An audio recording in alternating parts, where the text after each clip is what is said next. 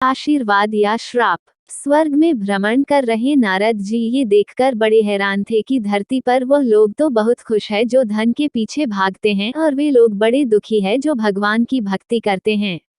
इस विचार से ग्रस्त नारद जी काफी परेशान हो गए और जब उनसे रहा नहीं गया तो वह सीधे पहुंचे बैकुंठ धाम इस प्रश्न का समाधान पाने के लिए भगवान विष्णु के पास।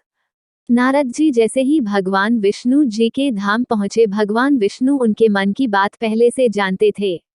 विष्णु भगवान ने नारद से कहा, चलो धरती लोक पर चलते हैं और आपके प्रश्न का समाधान पाते हैं। दोनों साधु का भेष धारण कर धरती लोक पर पहुंचे। वो दोनों सबसे पहले एक बड़े व्यापारी के द्वार पर भिक्षा मांगने के लिए गए। उन दोनों को अपने द्वार पर देखकर व्यापारी बड़ा गुस्सा हुआ। उन्हें भला बुरा कहा और बिना कुछ दिए उनको वहां से जाने के लिए कहा। जाते जाते साधु के रूप में भगवान विष्णु ने उसे आशीर्वाद दिया कि तुम्हें और भी ज्यादा धन मिले।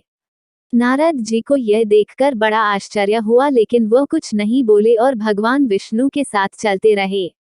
थोड़ी देर बाद वह एक बूढ़ी माँ की कुटिया पर पहुंचे। वह गरीब बूढ़ी एक छोटी सी कुटिया में रहती थी। उसके यहाँ जाकर जब दोनों साधुओं ने भिक्षा मांगी तो बूढ़ी माँ बोली, मेरे पास तो आप लोगों को देने के लिए ज्यादा कुछ है नहीं, लेकिन हाँ, मेरे पास एक गाय है जो दूध देती है। अगर आप चाहो तो मैं उस गाय का दूध दोहकर लाती हूँ। आप दोनों के लिए उसे पीकर अपनी भूख शांत कर सकते। साधुओं के हाँ कहने पर बूढ़ी माँ ने दोनों के लिए दूध का इंतजाम कर दिया। खुश होकर साधु के भेष में विष्णु भगवान ने जब बूढ़ी से कहा कि बताओ तुम्हें क्या चाहिए, तो बूढ़ी माँ ने कहा कि मुझे कुछ भी नहीं चाहिए, बस आप आशीर्वाद दीजिए, मेरे लिए इतना काफी है। आशीर्वाद देकर दोनों साधु वहां से जाने लगे। तब जाते जाते विष्णु भगवान ने बूढ़ी माँ से कहा कि तुम्हारी गाय कुछ दिनों में मरने वाली हैं। वहां से थोड़ा आगे जाने पर नारद जी बड़े परेशान हो गए और विष्णु भगवान से बोले, यह कैसा न्याय है भगवान आपका? जिस व्यापारी ने हमारा इतना अपमान किया, हमें गालियां दी, आपने उसे और ज्यादा धन पाने का आशीर्वाद दिया। और इस बूढ़ी माँ को जिसने हमारी इतनी सेवा की, हमारे लिए दूध की व्यवस्था की, उसे आप कहते हैं कि उसकी गाय जो कि उसके जीवन का आखिरी सहारा है वह भी मर जाएगी, ऐसा क्यों? नारद जी के सवालों को शांत करने के लिए भगवान जी ने चेहरे पर मुस्कान के साथ कहा कि मैंने उस व्यापारी को जो आशीर्वाद दिया, दरअसल वो उसके लिए शाप था।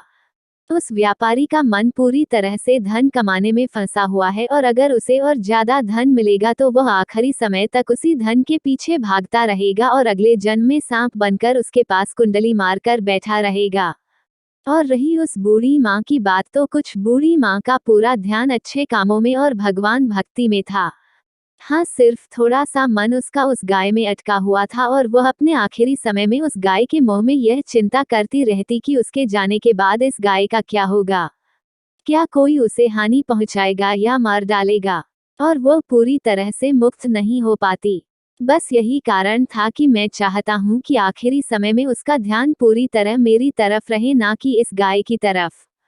भगवान विष्णु के समझाने के बाद और इस पूरी घटना के बाद नारद जी का मन पूरी तरह से शांत हो गया और वह खुशी खुशी स्वर्गलोक लौट गए। दोस्तों, छोटी सी ये कहानी हमें कहती है कि हमें अपना जीवन अच्छे कामों में समर्पित करना चाहिए, ताकि अंत के समय में भी हम अच्छे कामों के बारे में सोचें और भगवान के बारे में सोचें और इस जन्म मरण के बंधन से मुक्त हो सके।